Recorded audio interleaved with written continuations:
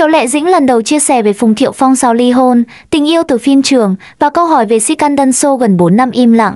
Triệu Lệ Dĩnh bất ngờ xuất hiện trong một buổi phỏng vấn đặc biệt.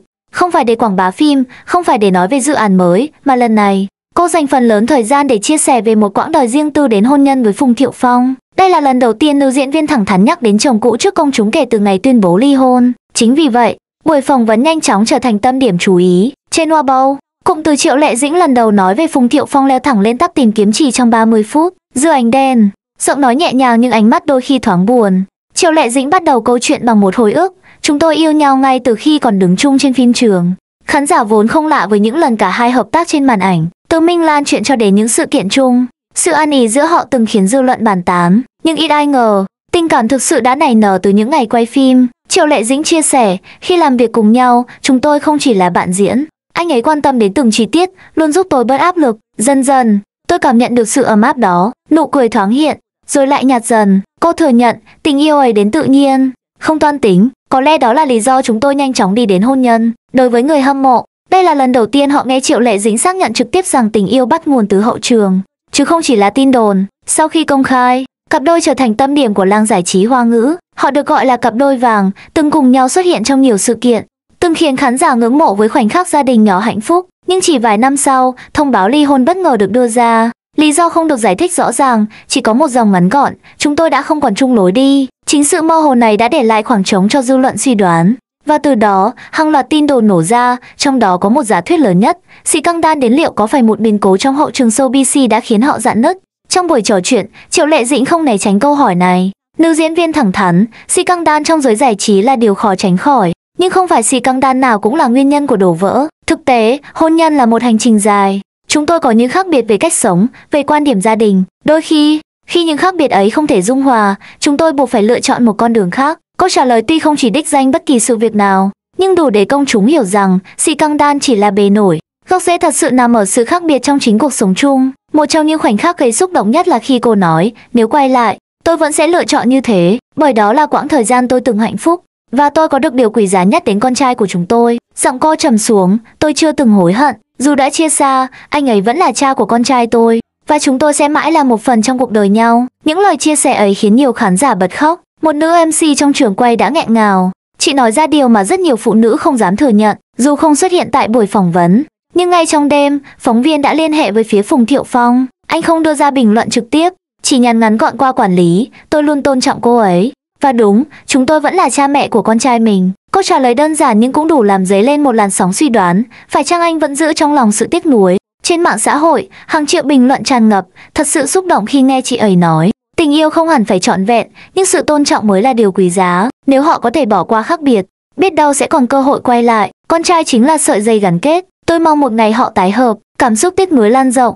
Nhưng đồng thời, khán giả cũng dành nhiều sự ngưỡng mộ cho sự mạnh mẽ của Triệu Lệ Dĩnh. Câu chuyện của Triệu Lệ Dĩnh và Phùng Thiệu Phong không chỉ dừng lại ở tình yêu cá nhân, nó còn phản ánh hiện thực khắc nghiệt trong showbiz, áp lực truyền thông, lịch trình dày đặc, sự xâm nhập của dư luận và cả những tin đồn không thể kiểm soát. Nhiều chuyên gia xã hội học phân tích, hôn nhân của nghệ sĩ khó bền vững không phải vì họ không yêu nhau, mà vì môi trường quá khắc nghiệt.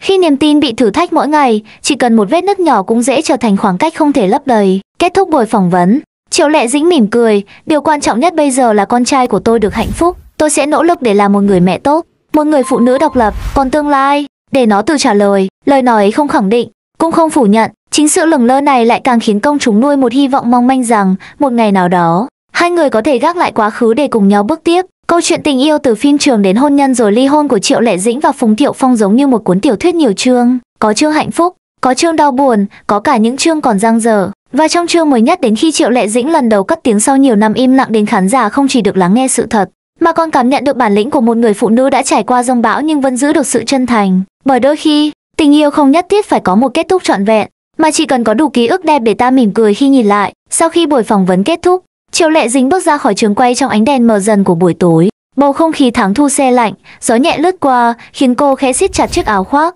Nữ diễn viên tưởng chừng mình sẽ trở về nhà một cách yên ả, nhưng định mệnh lại sắp xếp một cuộc gặp đầy bất ngờ. Ở lối ra, một chiếc xe quen thuộc đỗ sẵn, cửa kính hạ xuống, và khuôn mặt Phùng Thiệu Phong hiện lên trong ánh sáng vàng của đèn đường. Khoảnh khắc ấy, cả hai lặng nhìn nhau. Không ai lên tiếng ngay lập tức, nhưng dường như mọi ký ùa trong quá khứ ùa về. Triệu Lệ Dĩnh khẽ mỉm cười xã giao, đến anh cũng ở đây à? Phùng Thiệu Phong gật đầu, ánh mắt ấm áp nhưng xen lẫn chút bối rối. Đến anh đến đón con, nhưng nghe nói em đang phỏng vấn ở gần đây. Anh, muốn chờ em. Một thoáng im lặng kéo dài. Giữa họ là khoảng cách, nhưng cũng là một sợi dây vô hình chẳng bao giờ biến mất. Cuộc trò chuyện ngắn ngủi nhưng sâu xe que ngồi vào xe. Không gian chật hẹp khiến khoảng cách càng gần hơn. Ban đầu chỉ là vài câu hỏi thăm sức khỏe, công việc. Nhưng rồi, dường như không kìm được, Phùng Thiệu Phong nói chậm rãi, anh đã xem buổi phỏng vấn của em. Mê mơ Triệu Lệ Dính đáp, giọng nhẹ nhưng ánh mắt hơi run. Cảm ơn em đã nói những lời đó, anh.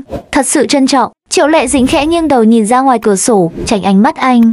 Nhưng trong đôi mắt long lanh ấy, có lẽ đã chứa đựng nhiều điều chưa từng được nói. Cuối cùng, cô quay lại, em chỉ muốn mọi người hiểu rằng hôn nhân của chúng ta không phải thất bại. Nó chỉ là một hành trình, và chúng ta đã đi hết quãng đường đó. Phùng Thiệu Phong im lặng, rồi khẽ thở dài, anh biết. Nhưng đôi khi, anh vẫn ước giá như chúng ta có thể đi xa hơn một chút nữa. Câu nói ấy khiến bầu không khí trong xe trùng xuống. Triệu Lệ Dính không trả lời, nhưng đôi mắt đỏ hoe đã nói thay tất cả. Con trai sợi dây gắn kết không bao giờ phết phăng lúc ấy. Điện thoại của Phùng Thiệu Phong reo lên, là cuộc gọi video từ con trai. Hình ảnh cậu bé ngây thơ hiện lên, đôi mắt tròn xoe vui mừng khi thấy cả cha lẫn mẹ trong cùng một khung hình. Mẹ, ba, hai người đang ở cùng nhau hả? Cả hai giật mình, rồi bật cười. Trong giây phút đó, không còn khoảng cách, không còn quá khứ, chỉ có niềm hạnh phúc giản dị của một gia đình.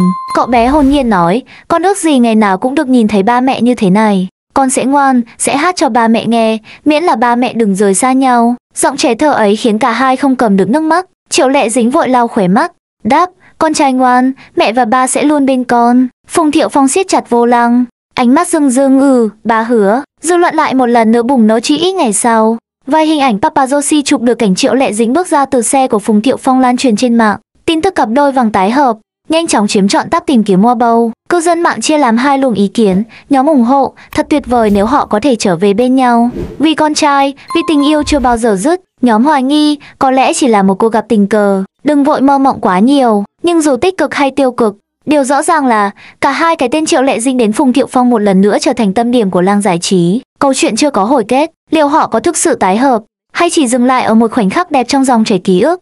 Không ai có thể trả lời ngay, nhưng có một điều chắc chắn, tình yêu từng hiện hữu vẫn còn đó, nó không mất đi, chỉ chuyển hóa thành một sợi dây bền chặt hơn đến tình cảm gia đình, trách nhiệm và ký ức mà cả đời họ sẽ không bao giờ quên. Có những mối tình, dẫu đã đi qua, vẫn để lại những rung động sâu thẳm, và đôi khi, chỉ một ánh nhìn, một cuộc gặp tình cờ cũng đủ để đánh thức mọi điều tưởng chừng đã ngủ quên.